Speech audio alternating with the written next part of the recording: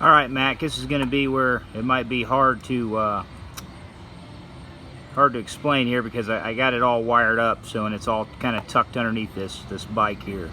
But anyway, your three yellow wires that come out from here, that is your charging system. Okay, your stator, rotor assembly, if you got a used hand-built PMA or whatever. This one has a PMA on it.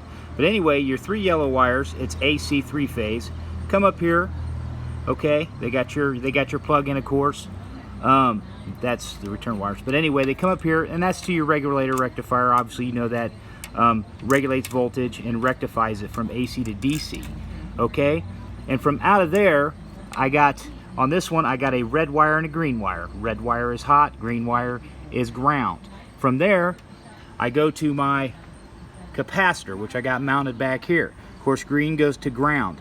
And you said, should you use 8 gauge or bigger wire?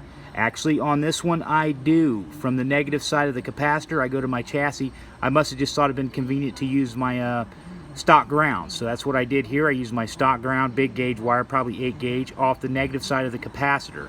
Okay, and then of course the green incoming is from the regulator rectifier, grounding on the negative. And then, okay, the positive.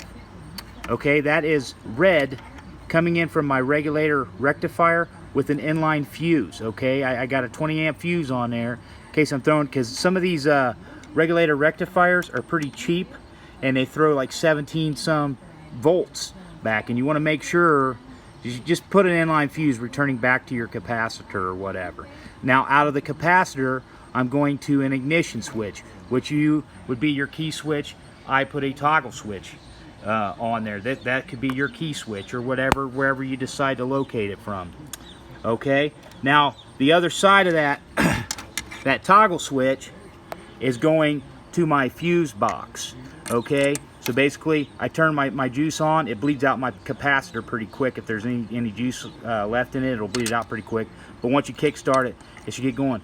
I run a fuse box, okay, and then, you know, of course, from the switch, from my other side of my switch to a fuse box. All right, and then, you know, you get these fuse boxes at any AutoZone or whatever, and so you can come into your fuse box off your switch, and then go to your headlight, tail light, X-nay. You got 6 on this one, and actually they make an M unit that's real nice. I think I'm going to try to use one of them next time. You can Google M unit, and it's more of a small gauge wire, kind of PLC looking thing. It's got lights, indicator lights for what's hot and what's not. Anyway, go to that, to your headlight, everything else, and it's all fuse protected. Of course, you use the same amperage of fuses as you would stock for stuff like that.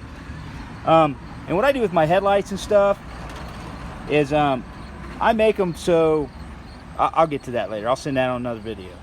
All right.